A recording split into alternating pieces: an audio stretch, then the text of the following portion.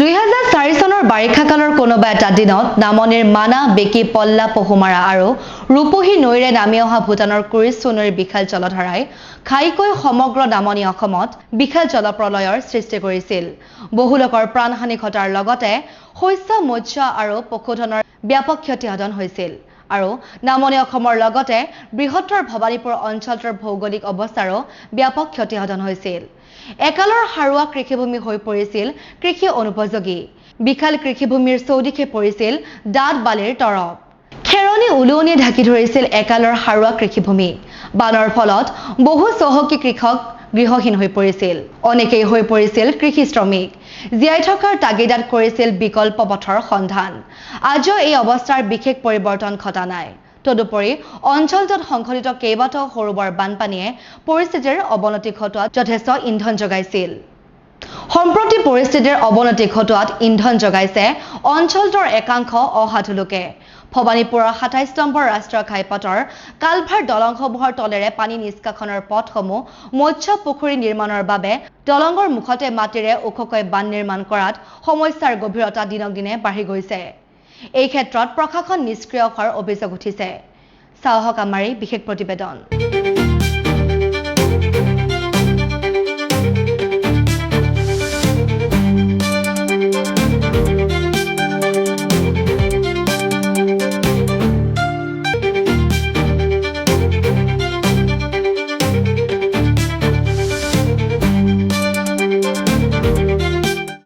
আমাৰ ভীষণ অসুবিধা হয়েছে, যাতে আমাৰ বানটো কাটি দিলে অলপ এটা আমাৰ সমস্যাটো সমাধান হয় আৰু এতিয়া একটু হালি ধানি থেকে আমাৰ হালে বাব পৰা নাই পানীৰ অভাৱত। এতিয়া কিমানলৈকে আছে? তাৰমানে বছৰৰ 12 মাহে পানী বৰ্তমান এতিয়া কামে আছে। তাৰমানে পানীটো বছৰৰ 12 মাহ বেছি পৰিমাণে কম বেছি পৰিমাণে নাথাকে। যদি দলঙৰ মাথাবিলাক কাটি দিয়া যায় তেনেহ'লে পানী নাথাকে। এই দলঙৰ ইয়াত কোনে কৰিছে এনেকুৱা ধৰণৰ এই পুখুৰী? এনে মানুহবিলাকে চব ফিচাৰী বনাই চব মাছ পালন কৰি আছে। আমি প্ৰশাসন তেওঁলোকে কৰি মোটামুটি 2 বছৰমান আগতে একবাৰ SP আহি BDO আহি সেইখিনি কাটি দিছিল। তাহোঁ আৰু নতুনকৈ আৰু এইখান মানে নালাগা মানুহ নালাগাই আৰু বন্ধ কৰি ৰাখি থৈ দিছে। কাটি দিছিল একবাৰ DC আহি কাটি দি গৈছে, একবাৰ BDO আহি কাটি দি গৈছে। এনেকুৱা কাটি দিয়াৰ ফলত পানীটো নাইকিয়া হৈ আছিল। অলপ খেতি পথাৰত ৰুব পৰা হৈ আছিলোঁ, এতিয়া বৰ্তমান নাই। এতিয়া আৰু আকৌ বন্ধ কৰি থৈ দিছে। এনে পানীৰ কাৰণে বহুত অসুবিধা হৈ গৈছে। এইটো ৰাস্তাত তাৰমানে যিবিলাক দলং চলং আছে এইবিলাক তাৰমানে এইগিলান দলঙত সেইখিনি তাৰমানে মানুহখিনি সেই কৰি দিব লাগে, আপোনালোকৰ সেইপৰা খুলি দিব লাগে। সেইকাৰণে খেতি কৰাত বহুত অসুবিধা হৈছে ৰাইজৰ। দলঙবোৰত আপোনাৰ বান্ধগিলাখান দি থাকে। বান্ধ দিয়াৰ ফলত তাৰমানে খেতিয়কে খেতি কৰিব নোৱাৰা হৈছে। বান্ধ দিয়াৰ ফলত বহুত অসুবিধা হৈ গৈছে, কাৰণ ৰাইজে খেতি কৰিব নোৱাৰা হৈছে। দলঙৰ তলেদি নোৱাৰে, পানী যাব নোৱাৰে। সেইকাৰণে খেতিয়কৰ বহুত অসুবিধা হৈ গৈছে, অসুবিধা হৈছে। আৰু পুখুৰীৰ কাৰণে এইটো কৰিছে, তাৰমানে পুখুৰীগিলা দি দিছে ৰাইজে কৰি ঘৰুৱাভাৱে। ৰাইজে নহয়, একাংশ লোকে দিছে এইটো। তাৰমানে এইটো আমাক প্ৰশাসনক এইটো ভালকে আমি হেৰি কৰিব লাগে, খুলি দিবৰ কাৰণে আমি হেৰি কৰিব লাগে। খেতি কৰিব নোৱাৰো আৰু পানী পাছ হ'ব নোৱাৰে। ইয়াতে বান্ধি দিছে, দলং আছে, তাতে পানী নাই। আমাৰ সেইফালে পানী বহুত আছে আৰু খেতি কৰিব নালাগে, কৰিব নোৱাৰো। আৰু বহুত গৰীব মানুহ আছে, সেইবিলাকো কৰিব নোৱাৰে।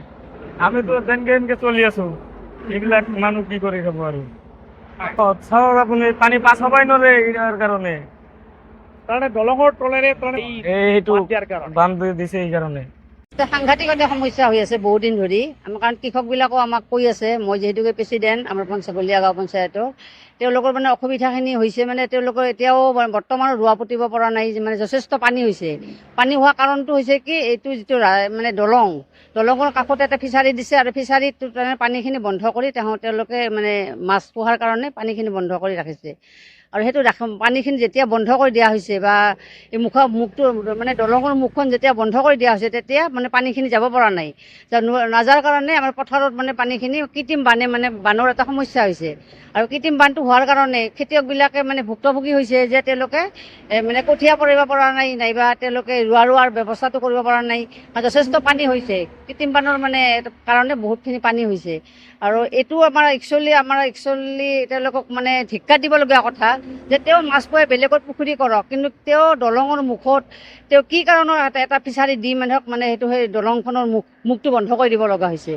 তেওঁক আমি ৰাইজ আকাৰে গ'লে বা ময়ো প্ৰেচিডেণ্ট আকাৰে যাই তেওঁক মই হয়তো অনুৰোধ কৰিম যে তেওঁ মুখখন খুলি দিয়ক, আৰু তেওঁ যদি এনেকৈ সঁচাকৈ তেওঁ পুখুৰী বা তেওঁ মাছ পালন কৰে বেলেগকৈ তেওঁ এটা পুখুৰী খান্দি মাছ পালনটো কৰক। এইটো ৰাইজৰ অসুবিধা কৰি তেওঁ মাছ পালন কৰাটো তেওঁৰ মানে আমাৰ কাৰণে দুৰ্ভাগ্যজনক হৈ পৰিছে। মই প্ৰশাসনক আহ্বান জনাম যে আমাৰ যিখিনি মানে এইটো কৃষকৰ সমস্যা হৈ আছে, যে দলংখনৰ মুখত যিটো মুখখন বন্ধ কৰি তেওঁলোকৰ পানীটো যোৱা বন্ধ কৰি যিটো মানে ফিচাৰীটো তেওঁলোকে ফিচাৰীবিলাক কৰিছে, তাৰ বিনিময়ত মানে আমাৰ কৃত্ৰিম বানৰ সমস্যা হৈছে। আৰু সেইখিনি মই প্ৰশাসনক জনাম, আৰু প্ৰশাসনৰ লগত লগ হৈ মই যিহেতু গলীয়া গাঁও পঞ্চায়তৰ সভানেত্ৰী, মই তেওঁলোকৰ ওচৰতো মই মানে জাইমেধক অনুৰোধ কৰিম যাতে তেওঁলোকে এইখিনি মানে মুখখন খুলি দিয়ে আৰু পানীখিনি যোৱাটো ব্যৱস্থা কৰি দিয়ে।